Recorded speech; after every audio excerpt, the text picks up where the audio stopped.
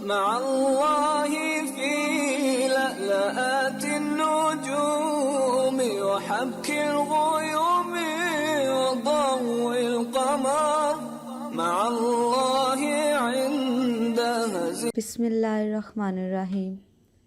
اسلام اصل دین کے پیارے سے دوستو، السلام علیکم. دوستو، آپ سے درخواست ہے کہ اگر آپ ہمارے چینل اسلام اصل دین کی ویڈیو پہلی بار دیکھ رہے ہیں اور ابھی تک آپ نے ہمارا چینل سبسکرائب نہیں کیا تو ابھی ہمارا چینل سبسکرائب کریں اور ساتھ ہی لگے بیل کے بٹن کو بھی پریس کریں تاکہ آپ کو مستقبل میں ہماری اپلوڈ ہونے والی مزید ویڈیوز کا نوٹیفیکیشن ملتا رہے. ویڈیو کو لائک اور شیئر کرنا مت بھولیے گا. کمنٹ باکس میں اپنی رائے کا اظہار ضرور کیجیے گا.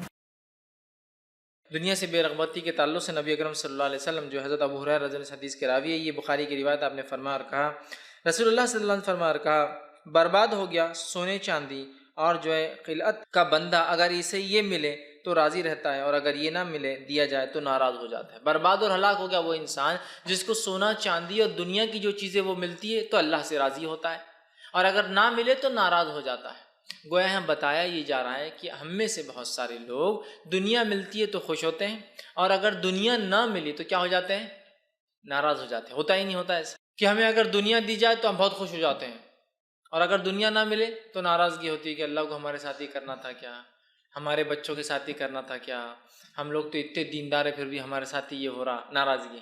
اور اگر دنیا مل جائے تو بس اللہ نے تو فضل کر دیا بھائی، اس کی عبادتوں کا بدلہ دے دیا، ذکر و اذکار کا بدلہ دے دیا، فلاں ہو گیا. تو دنیا ملے تو خوش، دنیا نہ ملے تو ناراض. تو آپ سب فرما رہے ہیں کہ ہلاک اور برباد ہو گیا وہ شخص، لعنت ہے اس شخص کے اوپر کہ جس کو سونا چاندی ملے تو راضی ہے رب سے، اللہ سے راضی ہے، دین سے راضی ہے، اور نہ ملے تو پھر ناراض ہو جاتا ہے کہ یار یہ کیا ہو گیا ہمارے ساتھ، ایسا کیوں ہو گیا ہمارے ساتھ. تو ایسا نہیں ہونا چاہیے. ہمیں ہر حال میں دنیا میں جو دیا گیا ہے تھوڑا یا زیادہ اس میں خوش رہنا چاہیے، اور جو کچھ دنیا کا ہم حاصل کریں یہ بات یاد رکھیں کہ حلال طریقے سے کریں.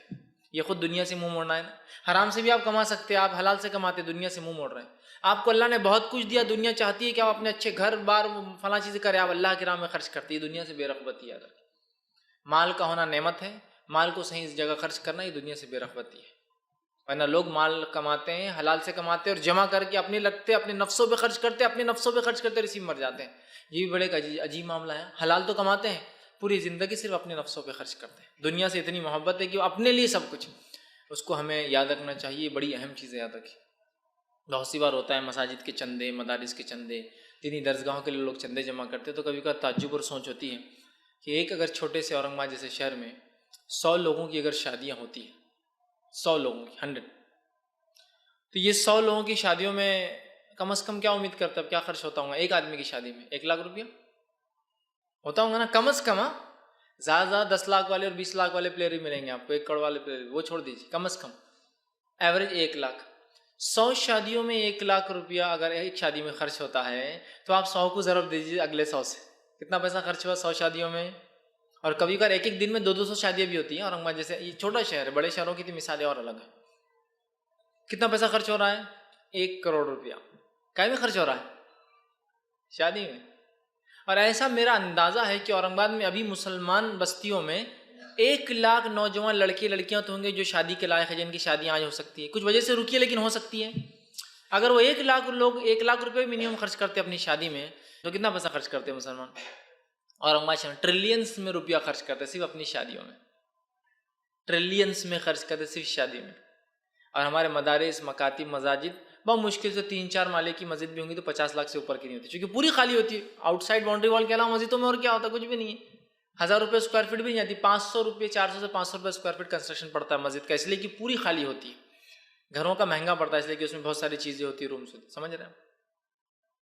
تو مسجد کے لیے کتنا مشکل ہے نکلنا، لیکن آپ دیکھیں دوسرے کاموں کے لیے.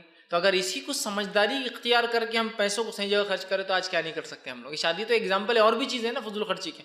بہرحال تو یہاں آپ فرماتے ہیں کہ ایک انسان ہے جس کو اللہ دیتا ہے تو راضی ہو جاتا ہے، نہ دے تو انسان ہو جاتا ہے. جبکہ اسلام چاہتا ہے کہ ہم دنیا سے بے رغبتی اختیار کریں، دنیا کی زندگی کو سب کچھ نہ سمجھیں، بلکہ آخرت کی زندگی کو ہمیشہ اپنے ذہن میں رکھیں اور آخرت کے اعتبار سے ہی ہم تیاری کریں. یاد رکھیں اللہ اللہ اللہ اللہ اللہ اللہ اللہ الله